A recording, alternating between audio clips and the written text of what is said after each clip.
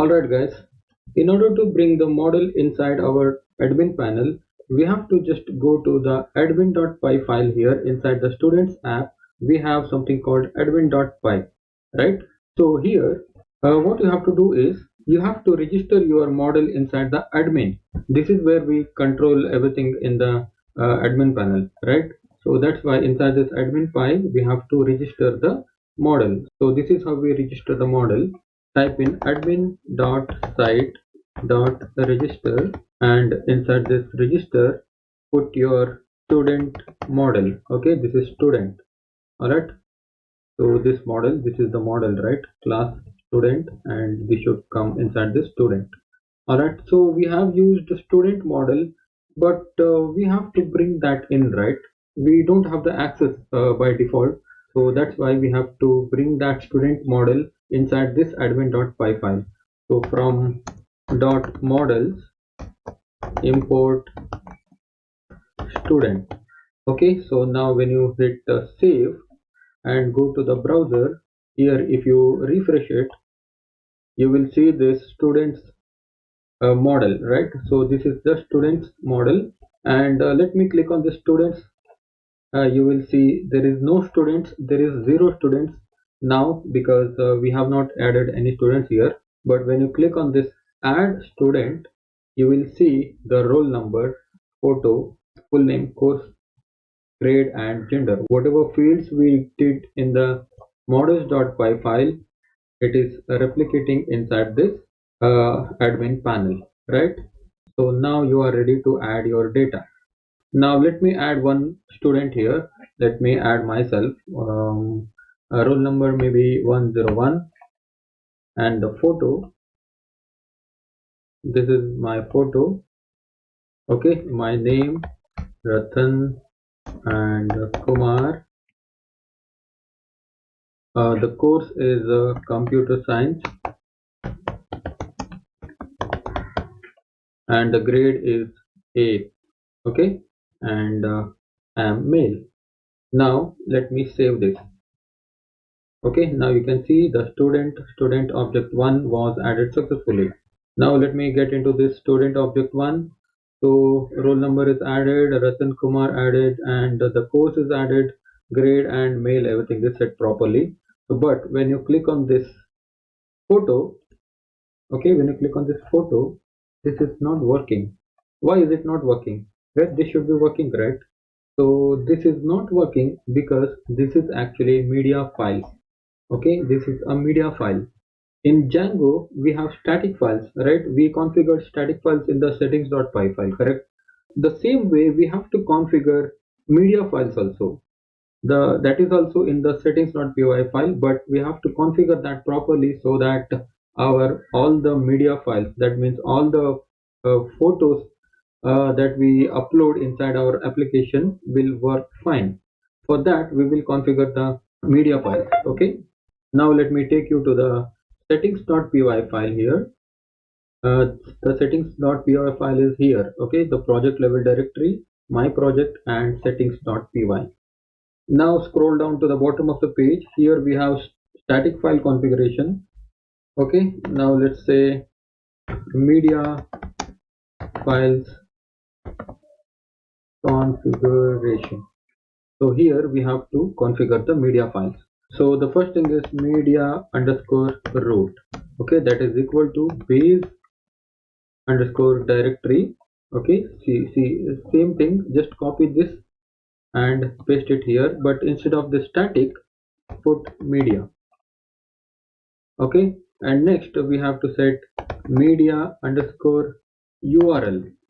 Okay, and is equal to the same thing, copy and paste.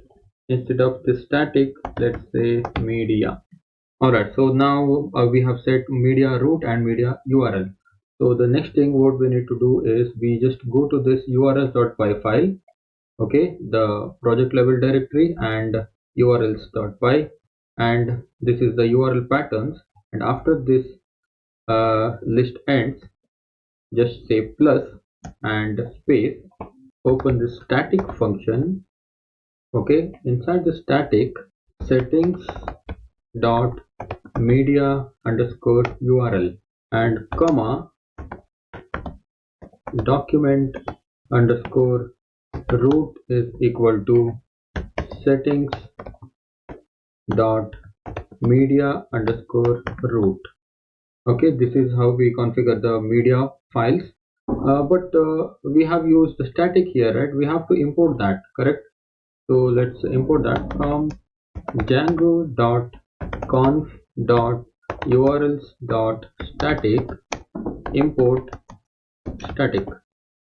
Okay, and also we have used the settings here, so that's why we should do from django.conf import settings.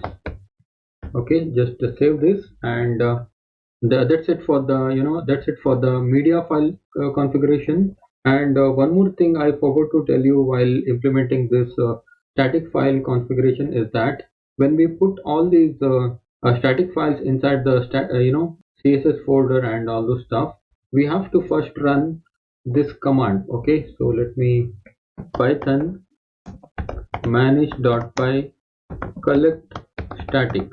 Actually, we should have run this command while we implemented the static file, but I think I forgot that. I'm sorry for that. Anyways, since this is a small project, so it doesn't matter. But in the later, later when you start developing your big applications, then you should always keep in mind that when you configure your static files, you should always use this command. Okay, when you hit enter, it will collect all the static files. Okay, so we have created the static folder here, but as you can see, inside the root folder it has created the static folder, and inside that static folder we have some admin static folder also. All these are the static CSS files and JS files that is related for the admin panel. Okay, and we have this CSS. This is our bootstrap.min.css. Okay, this will collect, and this will use it for the website. Okay, so the next media URL settings is now done. Let me go to this again and refresh. Oh, sorry, we have to run the server. Python manage.py run server. All right, now it is loading. Let me upload this folder file, the photo again. Save.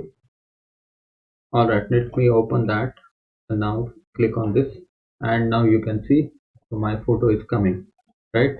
Let us do one thing. Let's add some 3 to 4 students here.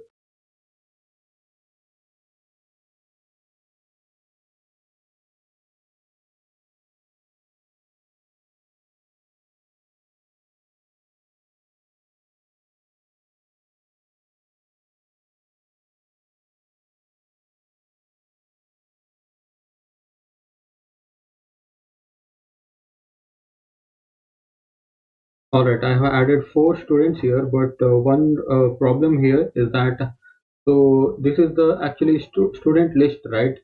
So, but it is showing like student object 1, student object 2, object 3, object 4. This is not readable, right? So we can make it readable by in the model. Okay, so just go to your model.